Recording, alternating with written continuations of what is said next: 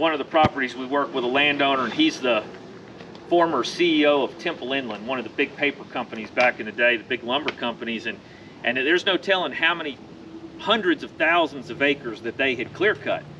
But he came in my office one time and he kind of put his finger at me and he said, "Now Justin," he said, "you know how to grow an 80-year-old tree?" And I said, well, no sir, I guess not, tell me. And he says, "You wait 80 years. That's how you grow an 80-year-old tree." And his point was, don't be careful, don't step backwards. Like if we go do a hack and squirt job, we have a target basal area. Just remember, we can get to the target basal area, but you're also going to stack on top of that lightning strikes and wind throw and sun scald and everything else, that when you take all those partners out of that timber stand, those few that are left, they're going to keep getting beat up. So a lot of times if you say, "Hey, we want to target a 50 BA left on the ground," we might come and hack and squirt down to a 60.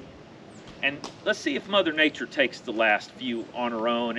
And hey, if she doesn't, if we get lucky and we don't lose any more trees, we can always come back and get a few more. Is there specific timing for this? Generally, hack and squirt, we just don't want the fluid.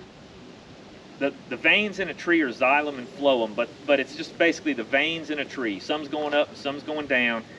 But that time of the year, and I was talking to a gentleman earlier, that time of the year where if you go out there and you take a machete and you hack off like a vine, and you come back an hour later, a day later, and that thing is just pumping.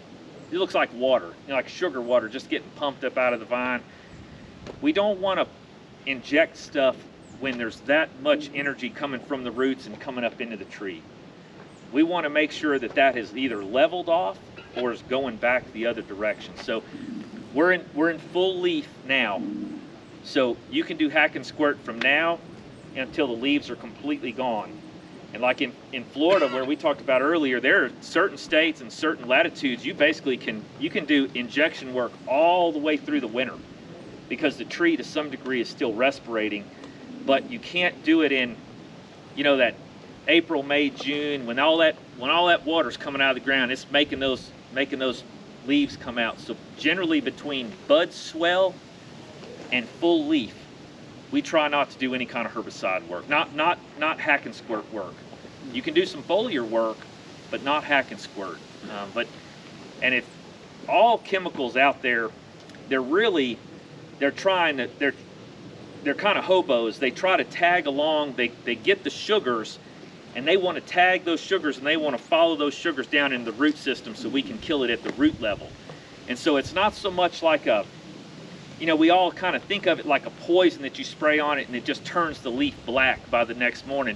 That's not really what we want. We can do that with some chemicals, but we really want more slow-acting chemicals that work their way all the way down into the root system, and we get a systemic control of it. So, well, those chemicals are so minute and it takes so little, but we want to attach those sugars and follow that sugar down into that root system, and it fixates it down there, and that's where we get our control at. So, but chemicals are very powerful. You can buy almost all forestry chemicals. You can buy off-label now. Almost all of them are generic. You can buy them on the shelf at the local feed store. Just be careful what you wish for, because you might just get it. If you say, "I want to kill all this stuff," be careful if that's root grafted to something else. Or a lot of our chemicals, they have some soil activity, like the piclorams or the imazapirs, highly potent in the soil. And so if you say, "Well, it's sunny today, I'm going to batch, I'm going to go over there and batch under a red oak or something," if you spill a couple drops on the ground, that red oak's probably out. You just took it out. So when we batch, batch in the middle of an oil pad, or batch in the middle of your road, or